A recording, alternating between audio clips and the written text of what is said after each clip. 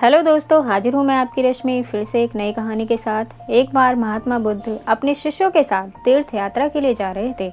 चलते चलते रास्ते में एक गांव आया। महात्मा ने कहा, आज का विश्राम इसी गांव में करते हैं। यह कहकर शिष्यों सहित उस गांव में चले गए। गांव के लोगों ने महात्मा को देखा तो बड़े प्रसन्न हुए और महात्मा के लिए बहुत अच्छे आसन लगाया। सभी अपने अपने घरों से अच्छा अच्छा पकवान बनाकर लाए। रात होने पर सभी बच्चे बड़े स्त्रियां महात्माओं के पैर दबाने लगे और आराम से बैठकर ज्ञान की बातें सुनते रहे।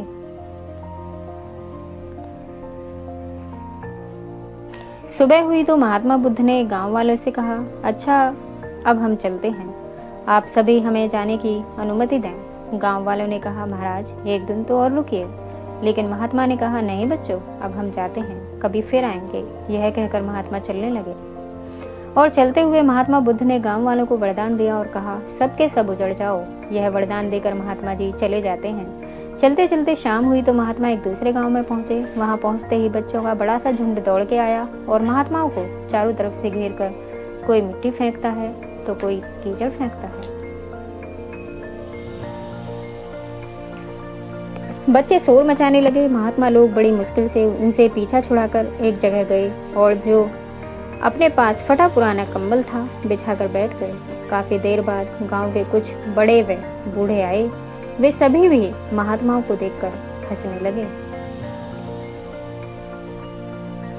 और मजाक उड़ाने लगे। एक जवान ने तो महात्माओं का कंबल ही छीन लिया और कहा, इनके क्या काम आएगा, कम से कम मेरी भैंस तो उड़ेगी।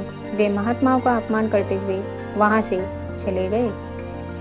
महात्माओं ने भूखे प्यासे रहते हुए बड़ी मुश्किल से रात बिताई। सुबह होते ही महात्मा चलने लगे और चलते हुए महात्मा बुद्ध ने गांव को वरदान दिया कि सबके सब यहीं बसे रहो।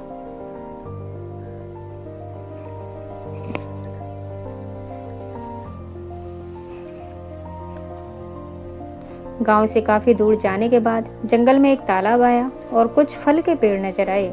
तो महात्मा बुद्ध ने कहा, बच्चों यहाँ थोड़ी देर विश्राम करते हैं। वहाँ महात्मा लोग फल खाते हैं और तालाब का शीतल जल भी पीते हैं।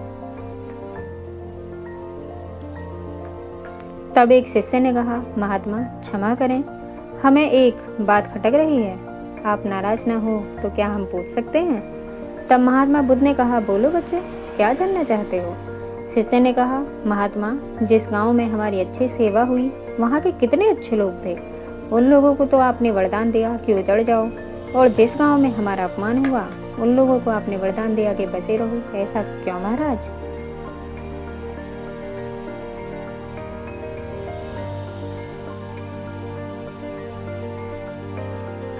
तब महात्मा बोले, देखो बच्चों, पहले गांव में कितने अच्छे विचारों के आदमी थे। वह आदमी उजड़ जाएंगे तो दुनिया के कोने कोने में फैल जाएंगे और जहां भी जाएंगे सभी को अच्छे विचार सिखाएंगे। इसलिए मैंने उनको उजड़ जाने का वरदान दे दिया।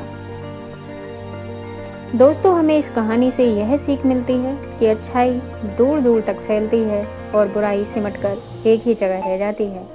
इसलिए दोस्तों, हमेशा दूसरों के साथ अच्छाई का व्यवहार करें और बुराई के खिलाफ हमेशा डटकर खड़े रहें। दोस्तों, अगर आपको हमारी स्टोरी पसंद आई है तो कमेंट सेक्शन बॉक्स में ज़रूर बताइएगा और स्टोरी को लाइक करें, चैनल को सब्सक्राइब करें और साइड में लगे हुए बेल आइकन को दबाना बिल्कुल भी ना भूलें।